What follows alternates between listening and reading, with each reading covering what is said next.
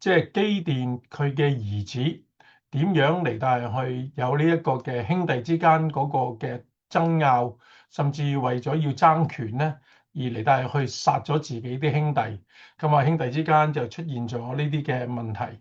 咁我哋咧就會嚟到係去睇士師記嘅第9章。咁呢一章嘅聖經咧，其實係一個悲劇嚟嘅，就係講到兄弟之間嚟到係去互相嘅嚟到係去仇殺。咁咧好多基督徒咧對基甸嘅認識，即係集中喺咧，即係基甸咧係以少勝多啦。咁咧301人啦，連埋佢在內，就戰勝咗10幾萬嘅即係米甸人。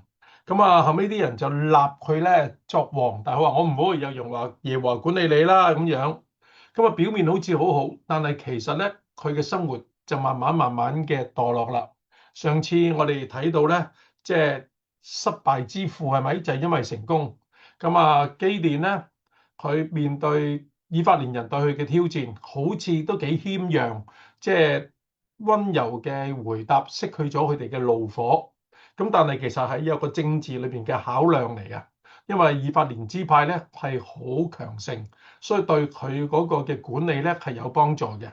咁但係跟住我哋會睇翻啦，對住自己嘅同胞有2個嘅即係民族，但係因為冇即時去幫基甸，結果基甸就要點樣咧？去對付佢哋，甚至要屠城添。但係自己人嚟嘅。咁啊，跟住今日嘅呢一章聖經咧，我諗好少基督徒喺崇拜裏邊咧，即係會聽過呢篇嘅講道嘅。咁啊，因為較為少用嘅。咁陣間如果尾嘅時候有時間咧，我會再講一講我聽到即係一篇嘅講道，都令我好大感慨嘅。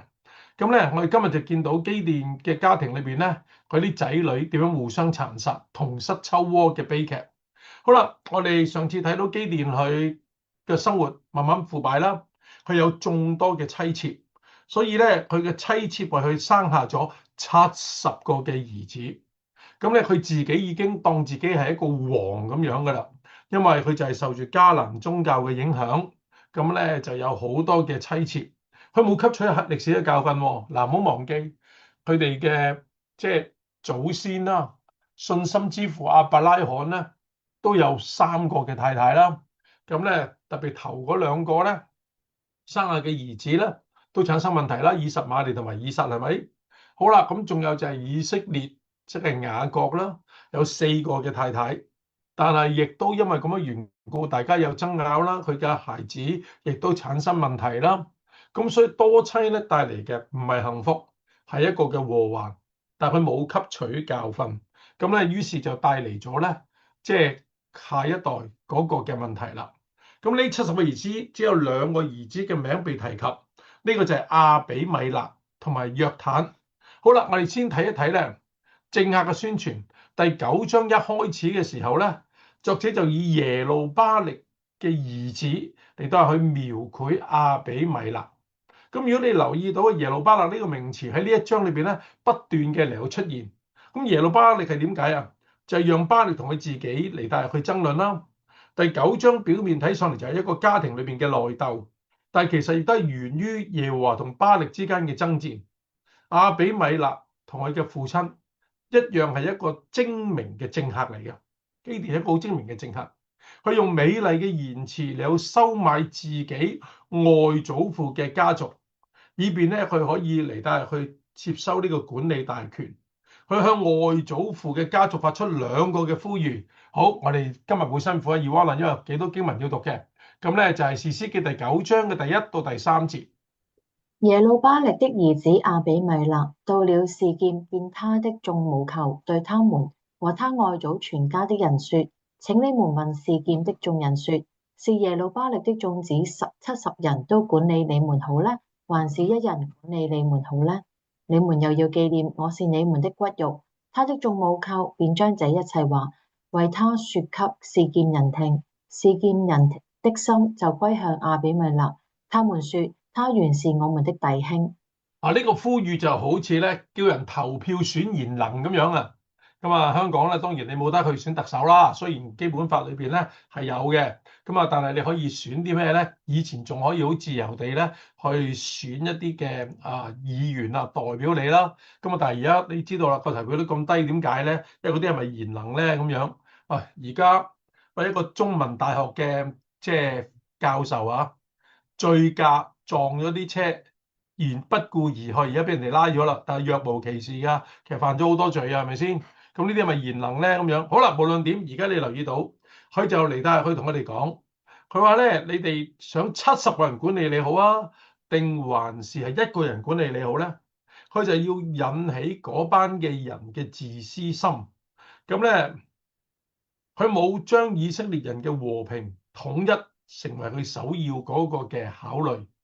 人民往往就缺乏安全感，於是期望咧就有人咧帶領佢哋咧可以過一個平安穩妥嘅生活，跟住就挑動眾人嘅種族優越感，去強調你們又記唔記得我哋係你哋嘅骨肉？咁其實佢啲兄弟咧，豈唔係都係同一個父親出嘅咩？豈唔係都係骨肉之親咩？但係當然狹義地咧，因為基甸好多嘅妻妾啊嘛。所以呢啲都係同父異母嘅兄弟，所以你留意到佢係翻去媽咪嘅家族屋企，係外婆嘅屋企，所以佢揾佢嘅舅父哋嚟都係去講嘅。咁但係唔好忘記，其實佢哋都係亞伯拉罕嘅後裔，係同一個根源嚟噶嘛。佢哋應該就團結一致咧，嚟都係去對付外敵嘅。但係而家唔係咁樣。呢啲嘅政客咧，刻意地就係訴諸我哋各個支派都唔同㗎，12個支派係咪？但係其實都係同一個嘅源頭嚟嘅啫嘛。呢啲都係政客咧經常玩弄嘅種族主義，呢啲係好邪惡嘅伎倆嚟嘅。嗱，好簡單舉個例，當日希特拉第一次世界大戰德國戰敗咗啦，咁啊後尾咧希特拉就崛起啦，就要帶俾人民我要嚟復興呢一個嘅德國，咁啊帶俾佢哋希望，咁跟住就要揾啲敵人出嚟啦，咁就咩？就係猶太人咯。猶太人就係點啊？吸晒我哋啲血，呢啲人咁中意做生意嘅，咁於是係點樣咧？就嚟到係去對付咩咧？呢一啲嘅猶太人，屠殺600萬嘅猶太人，但係當時好多人嚟到擁護佢嘅喎。但係唔好忘記，當日都係㗎。當共產黨要崛起嘅時候咧，就嚟到塑造到國民政府非常嘅腐敗啊，咁就要嚟到批鬥嗰啲嘅咩咧？地主啊、財主啊，咁就係我要解放你哋，我要解放人民，讓人民人人平等，我哋有共同嘅產業咁樣，咁於是代表好多人有希望，但係事實又如何咧？咁樣啊，呢個係遠古嘅時候。但係而家你睇翻而家呢個年代咧，仍然係有呢啲事發生嘅喎。好多時一啲嘅嘢咧就嚟，但係去訴諸於民族啊。大家都知道近期咧喺網上邊咧有個聾啞嘅即係 YouTuber 嚇，咁咧就喺巴黎歌劇院嗰度咧就影咗好耐相啊，成班人。於是有啲人就點啊？喂，叫佢唔好影咁耐相啦咁樣，佢就喺度鬧佢哋啦，用手勢去鬧佢哋。咁跟住點啊？跟住就會講民族啦。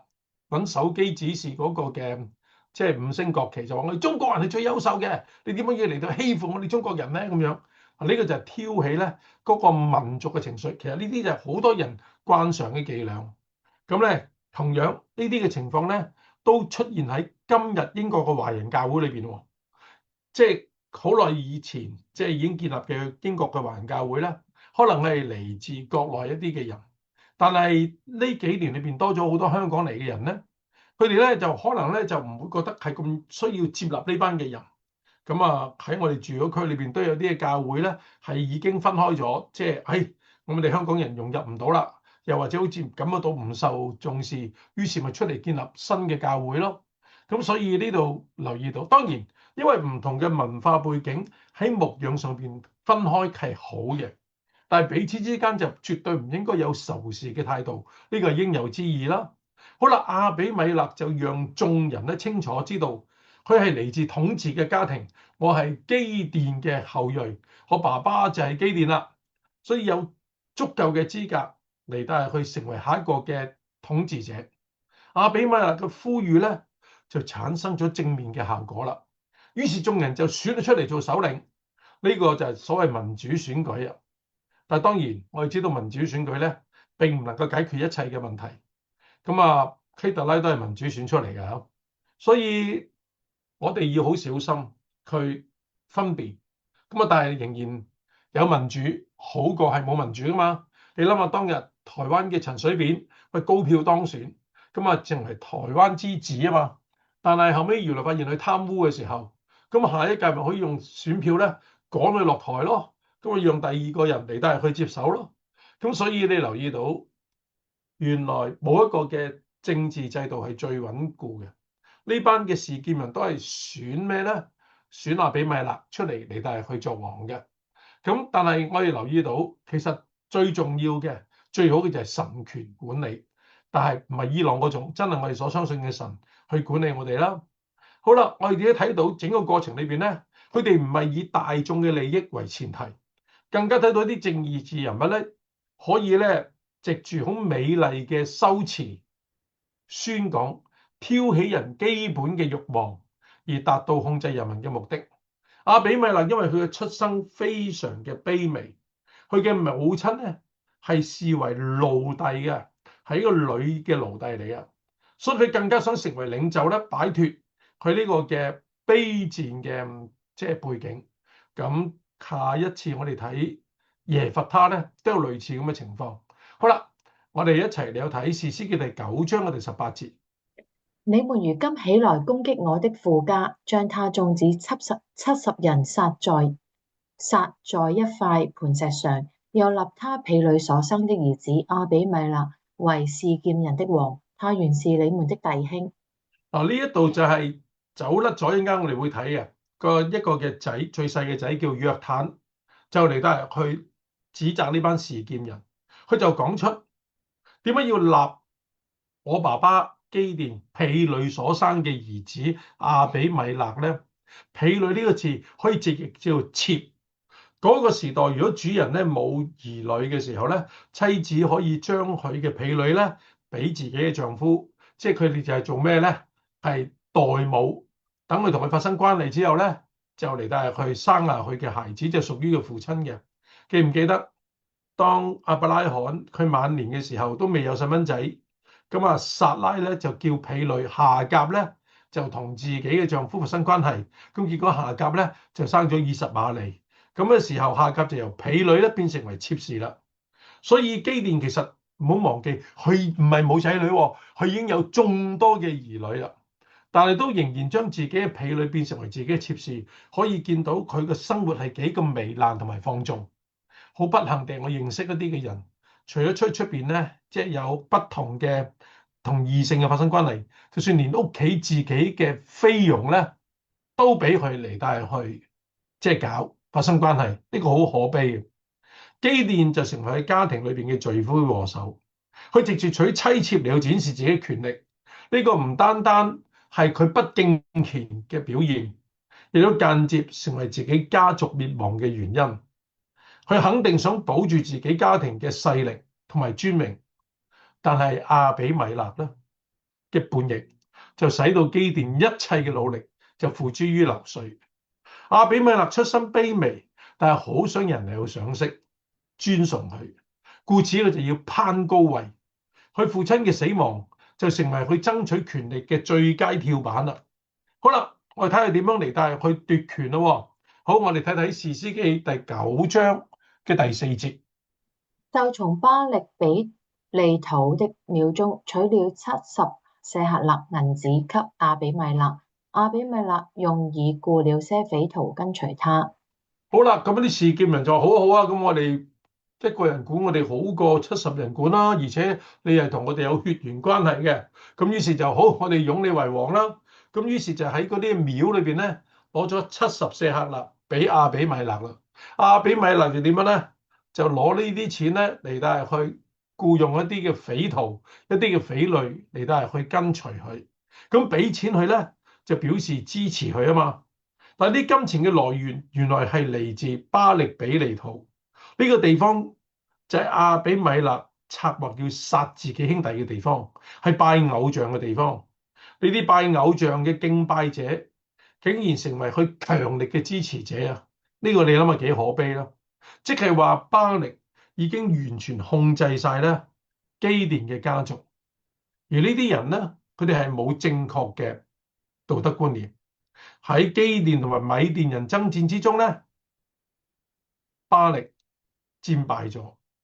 但係藉住呢個家庭裏邊嘅內部鬥爭咧，就令到以色列人咧衰敗，巴力就反而贏得以色列人對佢嘅敬拜。佢就用呢啲錢去僱用匪徒、流民跟隨佢，幫助佢嚟去殺自己嘅兄弟。好啦，咁但係就有一個人走甩咗。我哋睇一睇士師記第9章嘅第5節。他往俄弗拉到他父親的家，將他弟兄耶路巴力的眾子70人都殺在一塊磐石上，只剩下耶路巴力的小兒子約坦，因為他躲藏了。佢哋去到俄弗拉呢個地方，如果我哋一路有睇士師記，又記得我所講嘅時候咧，其實你會有一個好大嘅感受。俄弗拉就係基甸嘅家鄉，咁咧，但係佢喺佢自己家鄉裏邊殺咗自己70個兄弟。俄弗拉就係基甸設立以弗得嘅地方，但係之前係咩咧？基甸喺俄弗拉裏邊拆除咗巴力同埋亞斯他錄嘅偶像嘅，但係後尾咧，佢就建立咗咩咧？一個嘅以弗得，呢個係上個禮拜我哋見到噶啦，第8章嘅第27節。基甸以此製造了一個以弗得，設立在本城俄弗拉。後來以色列人拜那以弗得行了邪淫，這就作了基甸和他全家的網羅。睇唔睇到嗱？呢個就係基甸原本喺俄弗拉拆偶像、拆巴力偶像，但係佢攞咗嗰啲嘅金銀，就做咗一個以弗得，就成為佢哋嘅偶像，等佢哋去拜，甚至行邪淫。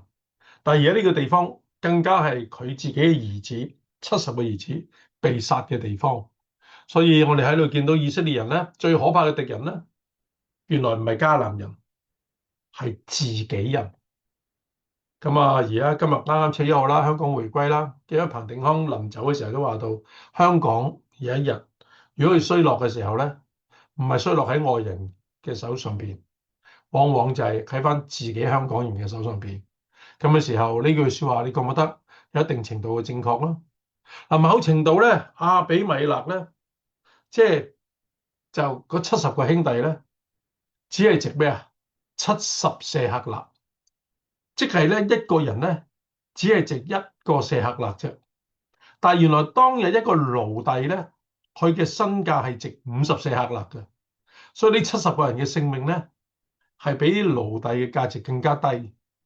同樣，其實嗰啲跟隨佢嘅匪徒咧，都係好 cheap 嘅啫，即係唔係好多錢分嘅喎，但係就跟隨佢。一個獨裁者，佢會視生命如同草芥，係絕對嘅唔會珍惜嘅。佢將自己嘅兄弟視同迦南人咁樣進行嘅嚟去殺戮，呢個就係好可悲，就係獨裁者所做嘅嘢。正如4年啦，俄羅斯侵略烏克蘭，俄羅斯已經死咗唔少嘅士兵啊，死咗唔少嘅國民啊。當然烏克蘭都死唔少啦。但係你留意到普京肯唔肯去講和咧？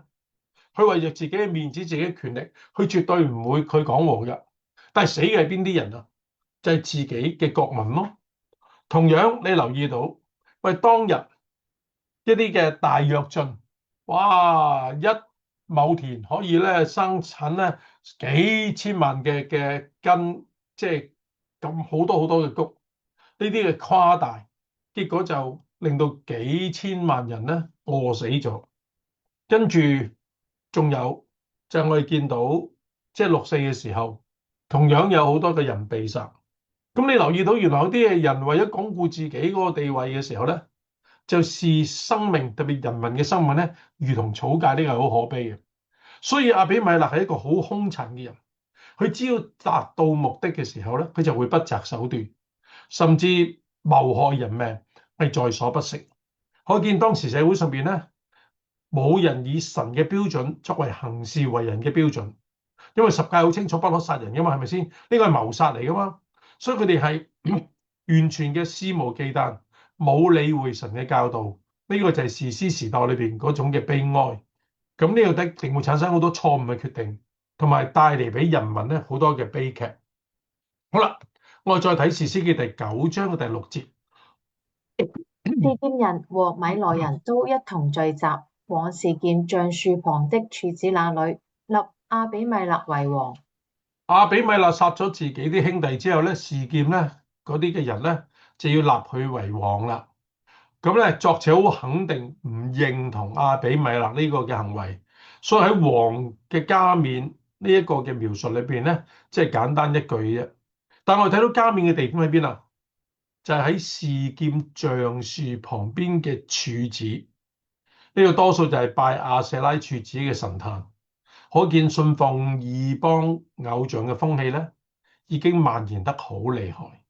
喺呢張聖經嘅描繪裏邊咧，我哋冇見到耶和華神嘅名字嚟到去出現，可見神係絕對唔會祝福佢哋嘅。咁跟住亞比米勒點樣咧？士師記第9章22節，亞比米勒管理以色列人3年。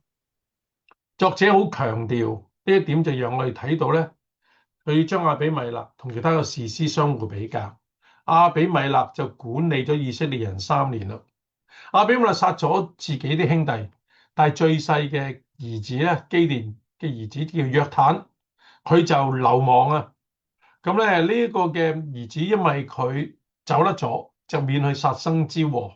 於是佢做咩咧？去揀選一個好特別嘅地方，就係基利心山，發出一個預言同埋詛咒。士師記第9章嘅第7節。有人將這事告訴約坦，他就去站在基利心山頂上，向眾人大聲喊叫說：示劍人啊，你們要聽我的話，神也就聽你們的話。佢揀選基利心山，你要講呢個預言啊，因為廣東話咧就係嗰個預言係邊個預言咧？唔係 prophecy，唔係未來嘅事。雖然佢會講未來嘅事，但佢係講一個古仔啊。譬如我哋話伊索寓言，或者嗰個木偶咧講大話個鼻就會長噶啦咁樣。呢個就係預言。而家約睇應該會講咗一個咁樣嘅故事，咁咧同埋嚟去咒詛。咁咧其實基利心山係一個青翠嘅小山，係象徵神嘅祝福嘅。佢對面就係以巴路山，記唔記得摩西喺基利心山又講祝福，以巴路山咧就講咒詛嘅。咁咧以巴路山就好貧瘠，係象徵神嘅咒詛。喺申命記裏邊，律法嘅祝福係嚟自基利心山嘅宣告，而律法嘅咒詛咧就係嚟自以巴路山嘅宣告。咁啊，大家有時間就會可以睇翻申命記27、28兩章啦，喺我筆記裏邊記低咗呢兩章噶啦。佢哋喺呢個地方就係同神有立約。而示劍咧就喺兩座山嘅中間，所以示劍同亞比米勒嘅惡行咧，完全違反咗神嘅子民所立嘅約。佢哋幾乎違反咗摩西十誡裏邊每一條嘅誡命，包括對神嘅不敬啦，包括謀殺自己嘅兄弟啦。約坦站喺基利心山應該係祝福嘅象徵，但係而家卻係宣佈要咒詛佢哋。本應該信服神蒙福嘅兒女，而家卻係因為叛逆嘅緣故而受到咒詛。當然我哋唔會相信真係企喺山頂嗰度嘅，因為呢個山咧大概高300米啦。咁佢嘅聲音點樣大法咧，都唔能夠傳到落去山下邊噶嘛，俾示劍人聽到嘅。即係其實呢個表明就係佢企喺基利心山，同示劍人有一段嘅距離。咁嘅時候可以居高臨下同佢哋講說話，更加可以喺危急嘅時候咧，就嚟到有足夠嘅空間咧逃走。基利心山係一座律法山，約坦喺上邊宣告嘅時候咧，就好似神嘅代言人咁樣。諷刺嘅係咩咧？約坦咧就係人生經歷好少、好短嘅細蚊仔嚟，或者係青年人，但係卻係教訓示劍嘅領袖。約坦一開始嘅時候提醒佢哋，你要聽我講嘅說話，神亦都會聽你哋嘅話。呢個就係示劍，即係立約嗰個語調。咁我要睇下佢聽，諸神嘅名宣告預言，咁咧佢係用神嘅名字嚟到去講預兆啦，就係你哋違反咗神嘅約，所以神會審判。佢嘅呼籲咧係以整體示劍人嘅信仰嘅好處咧，你去做出發點。佢就用好生動嘅故事，即係預言啦，去呼喚示劍居民咧，要正視自己嘅問題。呢個預言係可以讓講者嘅觀點咧，你都係講出去，因為啲人中意聽古仔噶嘛，仲使唔中意聽佢講？咦，你講古仔啊，我就留心聽啦。咁嘅時候就針對示劍人嘅。好啦，呢個係較長嘅《士師記》第9章第8到15節，唔該，Yvonne同我哋嚟帶佢讀出嚟啦。有一時，樹木要膏一樹為王，管理他們，就去對橄欖樹說：請你作我們的王。橄欖樹回答說：我豈肯指住供奉神和尊重人的油，飄搖在眾樹之上呢？樹木對無花果樹說：請你來作我們的王。無花果樹回答說：我豈肯指住所結甜美的果子，飄搖在眾樹之上呢？樹木對葡萄樹說：請你來作我們的王。葡萄樹回答說：我豈肯指住使神和人喜樂的新酒，飄搖在眾樹之上呢？眾樹對荊棘說：請你來作我們的王。荊棘回答說：你們若誠誠實實地膏我為王，就要投在我的蔭下；不然，願火從荊棘裏出來，消滅黎巴嫩的香柏樹。咁啊，約坦咧就講咗個古仔，咁啊有幾種嘅植物，呢啲嘅植物咧就同我哋咧係好熟悉嘅，因為佢哋嗰個環境嚟噶。咁咧用個好果子，但係呢啲好果子咧不但使人有益啦，而且會得到幫助。呢植物就係咩咧？就係橄欖樹啦。咁嘅時候，亦都有無花果樹、葡萄樹啦。咁每一棵樹咧都知道自己應該扮演嘅角色。所以冇一棵樹咧願意嚟到去做種樹嘅君王喎。約坦就要示劍人知道咧，神國度中有神做君王，每一個人就要按照佢自己嗰個嘅本分嚟到去發揮佢嘅功能。橄欖樹我嚟做咩㗎？原來就榨油嘅。咁而家好多人咧都用橄欖油嚟到煮嘢食啦。但係最好嘅橄欖第一浸嘅油咧，即係嚟到呈獻俾神嘅。呢都係獻祭之用，其餘第二浸咧，先至愛嚟做咩咧？就嚟到係去做煮食之用嘅啫。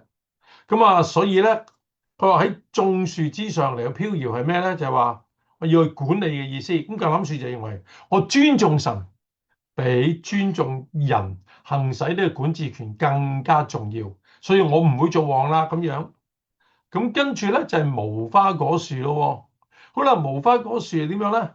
原來無花果咧就俾人哋嚟到去食嘅，咁咧有甜美嘅果子俾人哋嚟到享用，所以話我都唔會做王啦。我係知道我係俾人哋嚟到享用嘅。咁跟住第三就係咩咧？就係葡萄樹啦。葡萄樹就愛嚟做咩啊？葡萄愛嚟製酒噶嘛，酒就係令人哋嚟到歡暢啊嘛，亦都喺宗教上邊咧有呢個奠儀嘅作用噶喎。咁即係話咧，呢啲植物對社會同埋宗教咧係有好大嘅影響嘅。咁呢三種好好嘅植物，橄欖啦、葡萄樹啦，咁咧同埋無花果咧都唔肯做王。於是佢哋提到第二種係冇作用嘅植物啦，就係荊棘啦。呢種植物同之前嗰批係完全唔同嘅喎。荊棘係多刺嘅灌木，吉人嘅。佢冇樹葉咧可以嚟到遮陰，荊棘係唔會有樹葉噶嘛，又唔會結果子俾人哋嚟到去用，某個程度係完全冇任何嘅作用嘅。所以邀請荊棘咧，只係作王嘅話咧，就顯出邀請嘅人係何等嘅愚昧。基甸咪曾經用荊棘條咧嚟到擊打疏割人，使你受痛苦嘅。而亞比米勒喺佢嘅言語當中咧，就成為咩咧？喺呢個預言裏邊，就係荊棘嘅化身。第15節特別嘅嚟到係去描繪到荊棘樹叢咧，佢回答係非常嘅傲慢嘅，但係佢呢所講啲嘢永遠都做唔到嘅，因為荊棘樹叢根本就冇辦法為人嚟到提供遮陰噶嘛。所以荊棘回答說：你們若誠誠實實膏我，我就要投在我的樹蔭下。喂，荊棘邊有樹蔭啊？佢點可以嚟到係去保護到人咧？咁嘅時候，佢係卑賤嘅，更加冇能力咧嚟到係去燒咗咧，即係香柏樹。所以指出佢想做王咧，其實係妄想，佢係冇資格嘅。所以約坦指出呢啲心存不軌、冇才能嘅人係狂妄自大啊！亞比米勒要奪取神嘅地位，渴望成為以色列嘅君王，結果佢就會俾神嚴厲嘅審判。咁咧，佢話願火從荊棘裏邊出嚟，燒呢一個嘅香柏樹，但係其實係神透過火嚟去懲罰佢添。咁原來火從荊棘出嚟咧，係巴勒斯坦夏天常見嘅現象，因為你嗰度好乾旱啦，夏季好容易咧使到咧，即係嗰啲嘅荊棘達到咧燃燒嘅溫度。咁啊，上個禮拜咧就係歐洲好熱啦，不過而家英國咧都不遑多讓喎，好似下兩個禮拜咧就都會去到40度喎。咁我哋見到啲相咧就係嗰啲交通燈啊，佢都會溶咗嘛，係咪先？咁原來喺巴勒斯坦地裏邊咧，因為好熱嘅緣故，自然有火咧會出嚟燒荊棘嘅，所以燒着嘅荊棘叢咧就含穩住神嘅使命，而亞比米勒就以自己代替神喎，結果神就作出更加嚴厲嘅審判。呢一切就形容示劍人嘅光景。亞比米勒既然冇神嘅靈嚟有呼召佢，佢都冇王應該有嘅責任感，呢個只係佢個人嘅野心。所以佢唔能夠俾百姓提供蔭庇，亦都唔能夠保護社會上受欺壓嘅人，所以佢會帶嚟嘅就係示劍人焚身之禍。佢哋合作只會招嚟虧損，所以高立亞比米勒為王咧，實在自招咒詛嘅。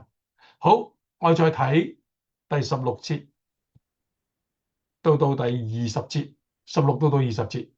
現在你們立亞比米勒為王，若按誠實正直善待耶路巴力和他的全家，這就是酬他的勞。從前我父冒死為你們爭戰，救了你們脫離米甸人的手。你們如今起來攻擊我的父家，將他眾子70人殺在一塊磐石上，又立他婢女為所生的兒子亞比米勒為示劍人的王。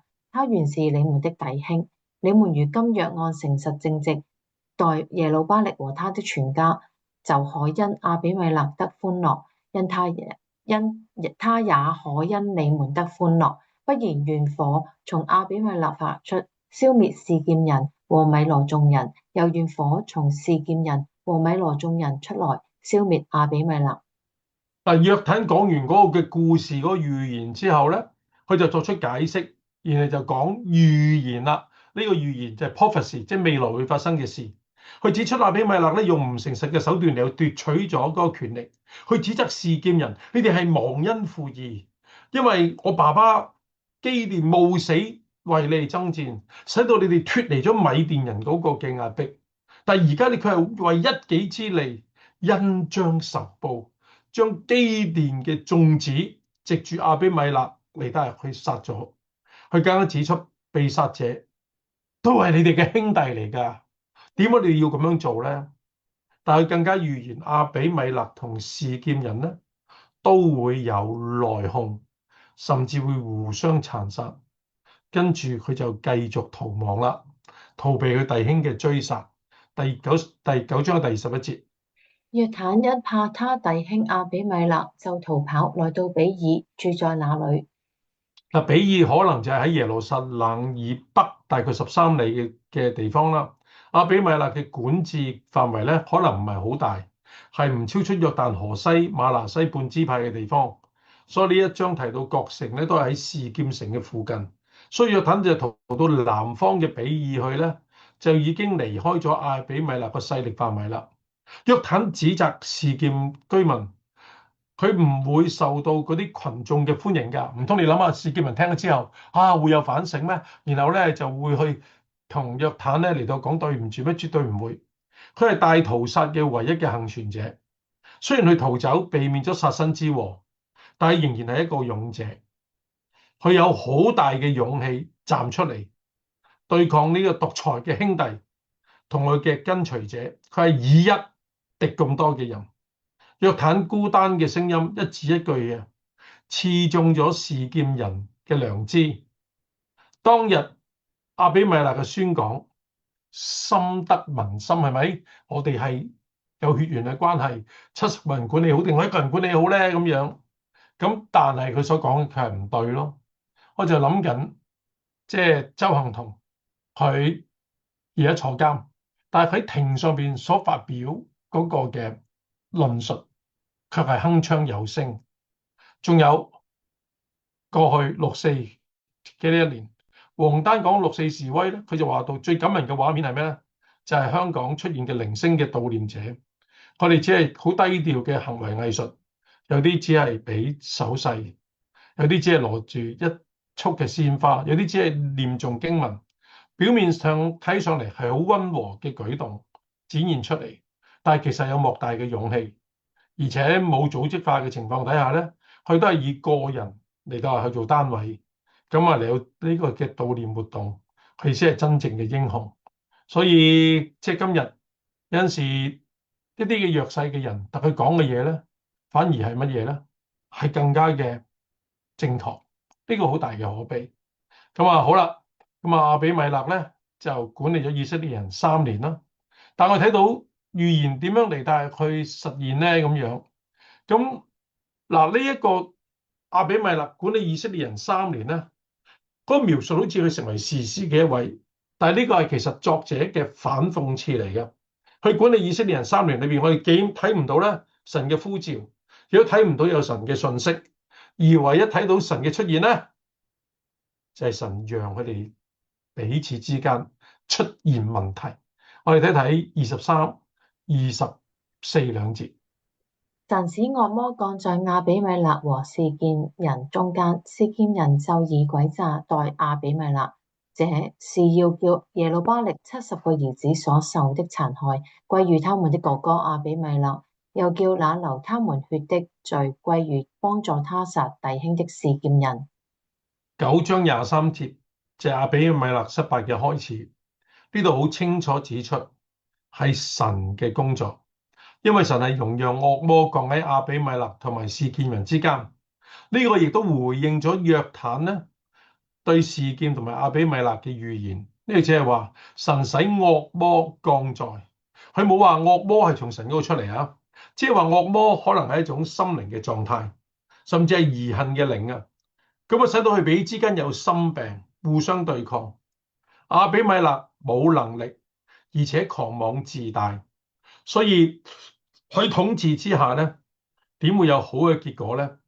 所以示劍人咧，亦都唔滿意係自然嘅事。示劍居民咧，亦都有好多嘅歹徒啦，佢哋經常埋伏搶奪示劍城，就使到咧，即係經過示劍城嗰啲人就俾佢搶掠，就成為一個好恐怖嘅地方。好，我哋睇一睇喺第25節係講啲咩嘢啦。示劍人在山頂上設埋伏，等候亞比米勒。凡從他們那裏經過的人，他們就搶奪。有人將這事告訴亞比米勒。即係好簡單，舉個例。咁啊，倫敦咧，好啦，即係而家有個即係回教嘅信回教嘅市長啦嚇。好啦，但係你有冇留意到咧？好多嗰啲嘅喺倫敦裏邊咧偷嘢啦，特別係搶電話啦，好可能就係嗰啲穆斯林嘅難民或者信徒喎。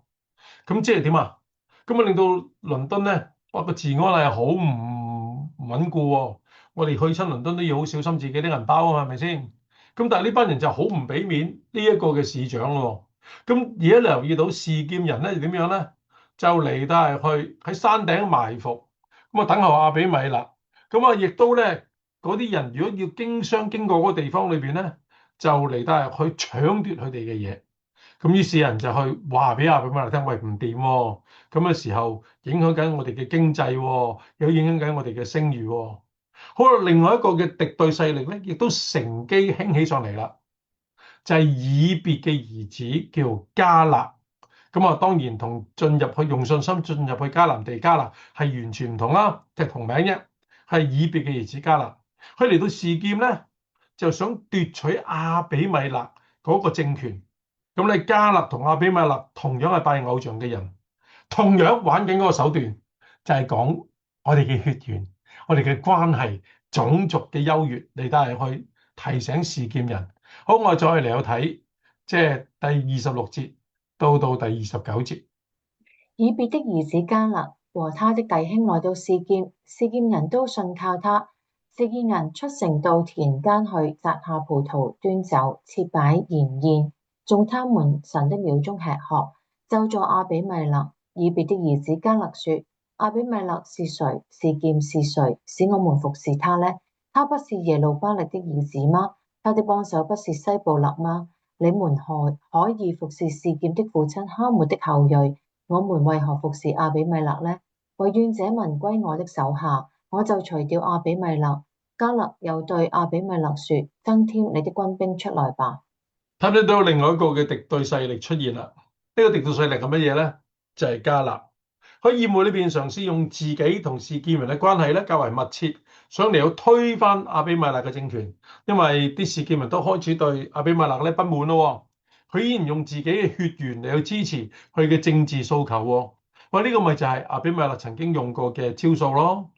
但係卻係俾亞比米勒嘅下屬掌管示劍城嘅西布勒咧，即係嚟得係去告密。亞比米勒就點樣咧？你想喐我，想攞我個位，唔會咁容易。咁於是點啊？亞比米勒就喺夜間設下埋伏，咪似爸爸嗰個嘅手法咯，打米甸人咯。咁咧就要剿滅迦勒同埋跟隨者。呢個方式同佢父親滅米甸人嘅方法好相似，係咪？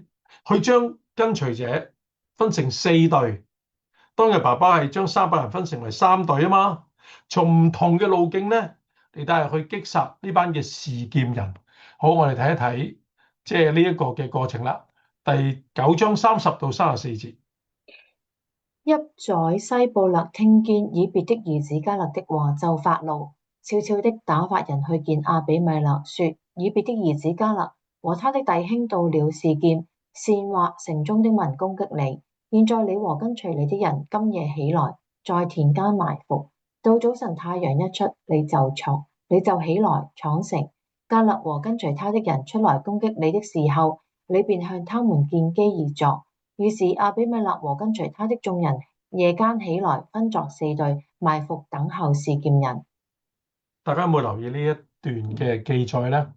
亞比米勒佢知道有人就叫迦勒啦，要謀佢嘅位啊嘛。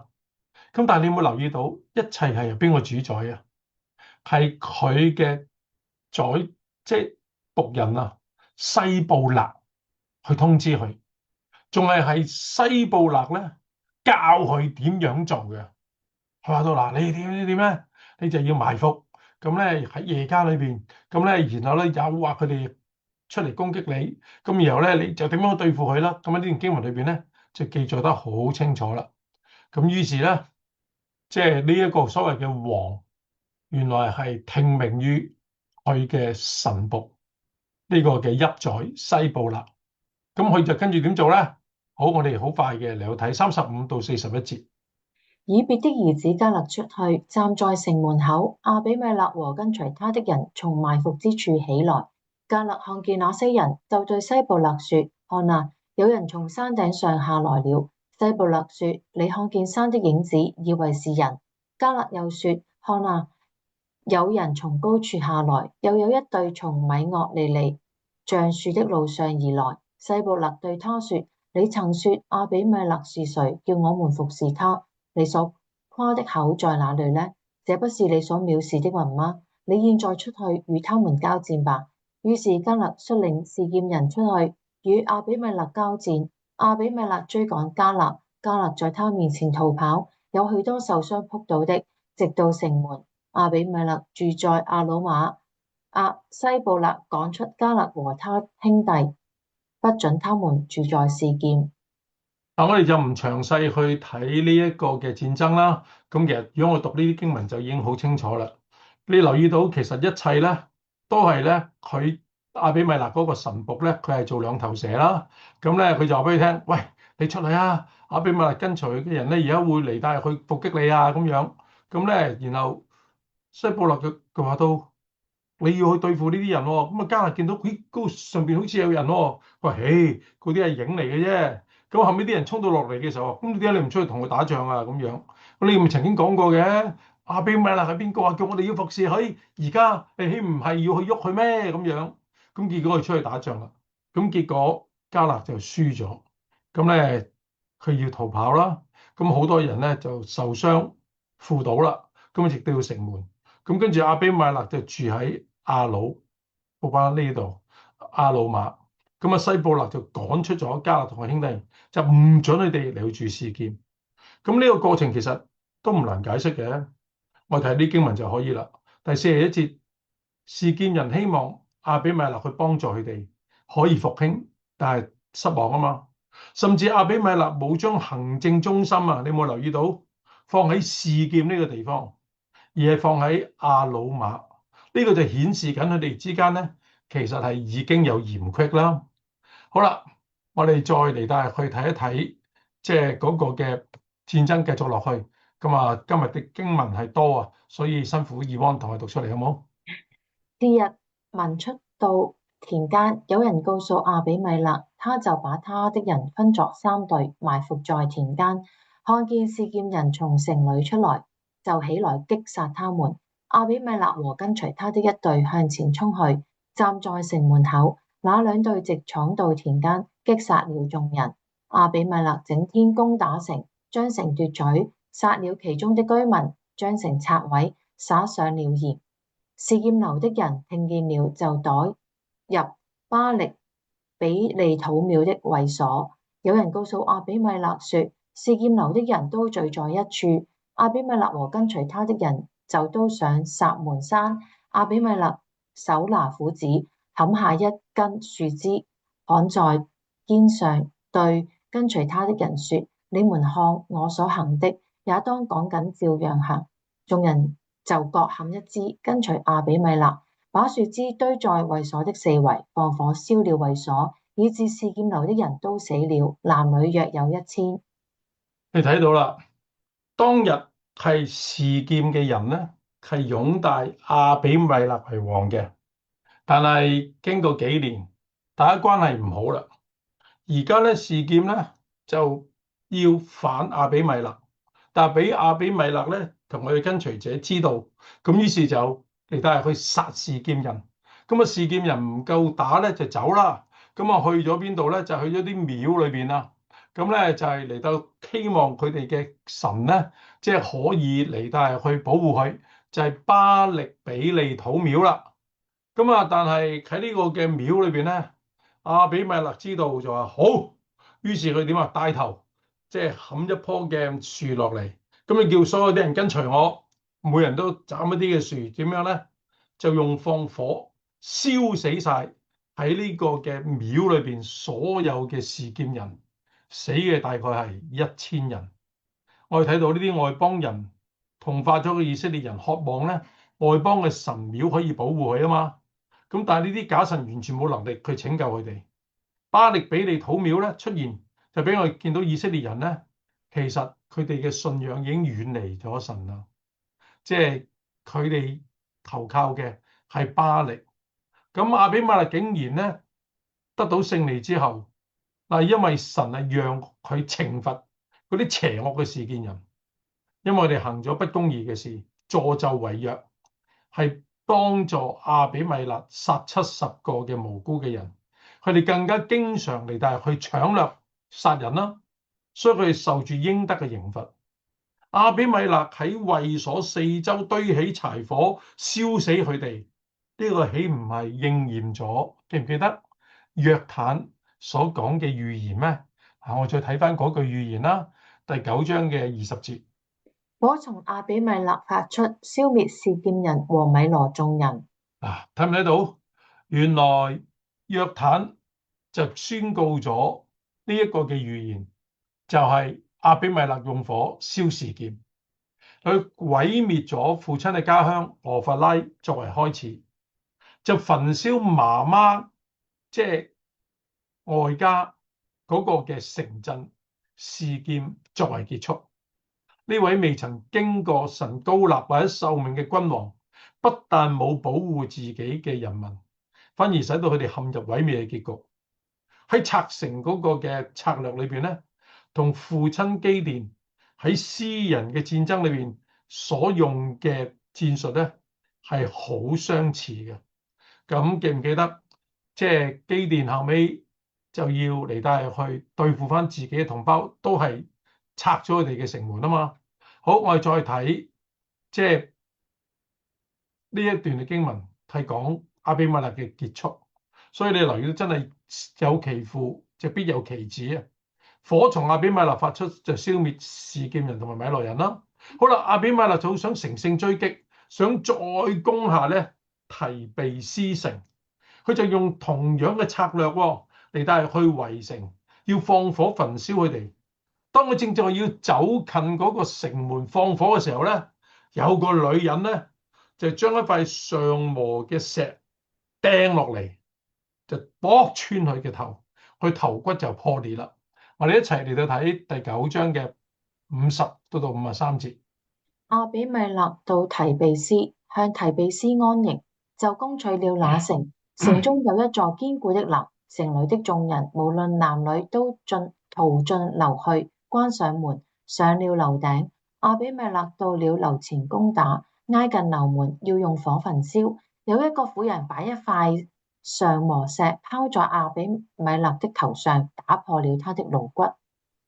你睇到佢想乘勝追擊，想燒整個嘅城，但係諗唔到佢嘅生命咧，佢係俾一個女人嚟到結束。亞比米勒嘅死亡同俾女人殺死嘅西西拉將軍咧好相似，記唔記得啊？西西拉係俾雅億咧揾個釘咧釘穿佢個頭噶嘛，佢就活得好似一個迦南人，所以死嘅時候咧都好似迦南人一樣。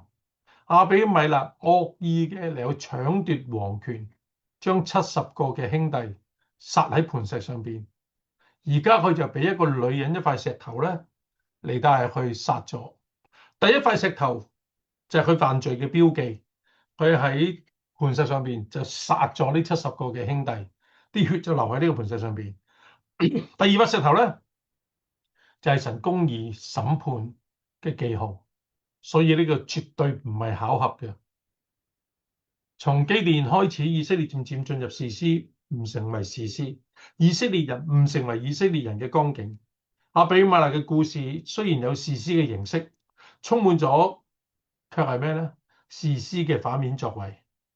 亞比米勒佢立王嘅事係示劍人喺巴力比土廟裏邊嘅神廟進行，所以立王咧係只係有血緣嘅關係。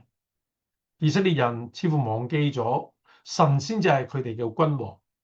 當示劍城同埋亞比米勒都被毀滅嘅時候，以色列人咧唔係去悔改啊，即係各人翻到自己嘅屋企裏邊去啫。第9章第55節，以色列人見亞比米勒死了，便各回自己的地方去了。好啦，各散東西，散場咁樣。作者就為呢件事作出咗一個結論啦。呢個結論咧就喺56到57節。這樣，神報應亞比米勒和他父親所行的惡，就是殺了弟兄70個人的惡。示劍人的一切惡，神也都報應在他們頭上。耶路巴力的兒子約坦的咒詛歸到他們身上了。呢個俾我睇到神嘅公義，一切行惡嘅人必定會得到審判。神必定要公義報應不公義嘅人，所以我哋喺今日更加特別有一個好深嘅感受。我希望大家能夠把握住呢一句嘅說話，神係會審判。當然個時間未必係我哋預期，但係行惡嘅人必定會面對呢啲問題嘅。所以最後一個嘅小結就係咩？呢一章聖經俾我睇到咧，政治嘅虛偽，爾虞我詐。特別一啲人可能用好美麗嘅言辭、民族大義嚟帶去換取民心，但係呢一啲唔順從神嘅人所帶嚟嘅果效咧，係唔能夠永存嘅，而且佢哋所做嘅咧，只會嚟帶去令到擁戴佢嘅人咧陷喺苦境裏邊。總結基甸嘅錯誤就係佢做以弗得，娶咗眾妻妾，引致家庭係咪喺網絡裏邊？約坦雖然係家族裏邊最弱小嘅一個，但係言辭咧，卻係最正宗同埋合理。呢個都提醒我哋唔可以單注重嗰啲人嘅言論嘅反應，只係討人嘅喜歡。有陣子大眾嘅睇法唔一定係正確，反而一啲反對嘅意見咧就係真實。所以睇到好無奈，咁咧就人嗰種嘅詭詐。我好相信呢篇嘅信息都唔係好多人會喺崇拜裏邊嚟到講，但我好感恩就可以透過查經咧，同大家嚟到分享咗呢班嘅示劍人錯誤地嚟到擁戴咗亞比米勒為王，結果就令佢自己受傷害。咁而家咧，我哋就會聽一首歌，然後就去祈禱啦。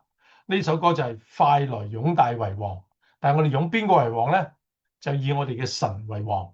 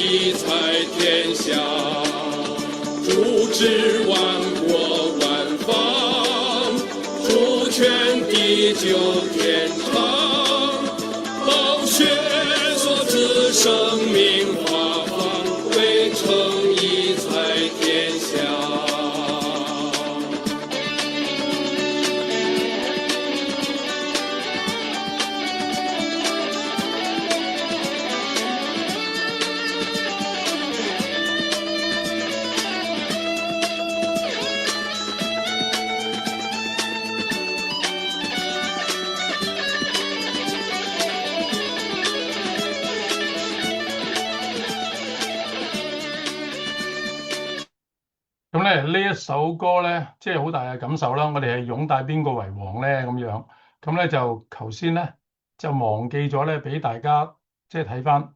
我哋下個星期咧就會睇咩咧？《士師記》嘅第10章，咁咧就係講另外一個嘅士師啦，就係耶弗他。咁啊呢一章同埋再下一章我都已經預備咗啦，所以個題目係好肯定噶啦，就係妄選妄看，即係好魯莽選咗一個妄看出嚟。咁啊，跟住咧，我哋咧就係喺7月15號咧就會講網與焦油，咁啊講耶弗他嘅。